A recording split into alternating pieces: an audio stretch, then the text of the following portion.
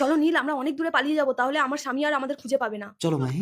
নীল, আরে তুই কি করছিস? যে একটা স্বামী ছাড়তে পারে সে 10টা স্বামী ছাড়তে পারে।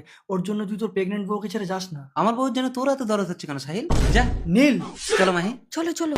না যাই, তাড়াতাড়ি গিয়ে ওর বউকে খবরটা দেই। কোথায় আমার স্বামী? তাড়াতাড়ি চলো, ওরা পালাচ্ছে। আরে ভাই একটু পেটে ব্যথা উঠেছে, এসো এসো এসো আমাদের বাড়ি এসো। দাদা, আমরা শহরে নতুন এসেছি, আমার স্বামীকে একটা কাজ দেবেন আপনার দোকানে? না না, ওকে আমি চিনি না, ও যদি কিছু চুরি করে নিয়ে পালায়। তাহলে আপনার বাড়িতে আমাকে একটা কাজ দিন, ও যদি চলে যায় আমাকে ধরে রাখবেন।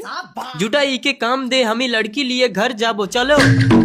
মালগুলো বোঝ। ঠিক আছে দাদা।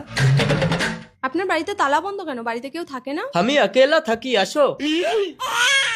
দাদা নিন, আপনার মেয়ে হয়েছে দাদা। আরে কি বলছেন আপনি?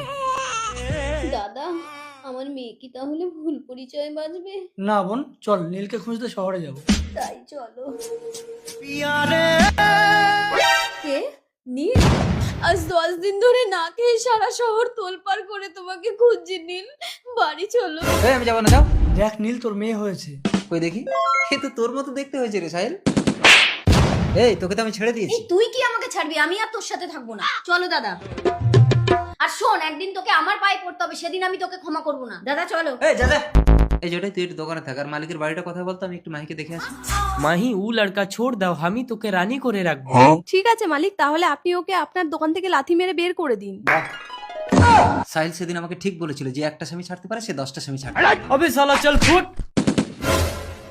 ওরে আমার আছে মন। ভিডিওটির দ্বিতীয় ভাগ দেখার জন্য প্লিজ কমেন্ট।